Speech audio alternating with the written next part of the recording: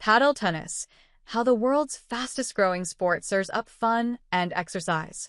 That gap between novice and beginner is bridged quite quickly and inexpensively, without too much coaching. And that then leads to people wanting to play again. Padel tennis is the fastest-growing sport globally. Over 30 million people play the game worldwide, and the number is growing at a rate of approximately 5 million per year. Here in Ireland, its popularity is also on the rise. Although there aren't exact figures, the governing body, Padel Federation of Ireland, says the number of players is in the considerable thousands. With all the buzz about Padel, I had to go and check it out. The facility, Padel Tennis Ireland in Carrigtwohill, Cork, is packed on the Wednesday evening I attend, with all courts booked solid.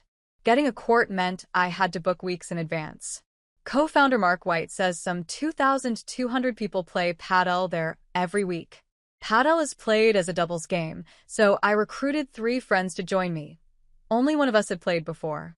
As a badminton player, I thought I might have an advantage, but it's a completely different game, though the strategy involved is similar. A padel court is smaller than a tennis court and is surrounded by glass walls and topped with a metal cage. Padel has been described as a cross between tennis and squash. You use the tennis scoring system, so the games are generally quick. As non-players, we were surprised how quickly we went from complete novices to passable beginners. After a slow start, the rallies became more competitive, and we eventually got the hang of the glass walls. Similar to squash, you can let the padel ball, slightly smaller and less firm than a tennis ball, bounce off the walls, but only after it has bounced once on your side of the court. This adds an extra layer of fun as we begin to box our opponents into the glass corners. The social aspect of the game is one of its hallmarks. TV and radio presenter Anna Daly, who plays padel every week with household names Glenda Gilson, Roz Lipset, Sean Munsange, Stephanie Roche, and Sarah Morrissey, says it's why their group, wittily named the Pink Padel Club, initially fell in love with the sport. Padel is a great way to keep yourself moving while catching up with people, she says. We all met at a press launch for House of Padel in Dublin a few months ago, and we loved the game and formed a nice bond with each other. Now we have a rolling Thursday morning booking, and 4 of us will play every week. Daly's experience is common, says White, who sees people returning to his facility every week. That gap between novice and beginner is bridged quite quickly and inexpensively, without too much coaching. And that then leads to people wanting to play again. That's exactly what happened with my friends and me. We felt like we'd improved in just 1 hour, a welcome dopamine hit. It's relatively inexpensive, too. Padel Tennis Ireland operates a pay-to-play system. A court costs €49 for an hour, divided by 4, which works out to around €12 per session. I've already booked a return visit. The Cork facility is the first indoor padel setup in Ireland, opening in November 2023. It has been growing steadily since then. It originally opened with 4 indoor courts, adding a further 4 outdoor courts 6 months later to meet the demand. It's currently the country's largest padel facility.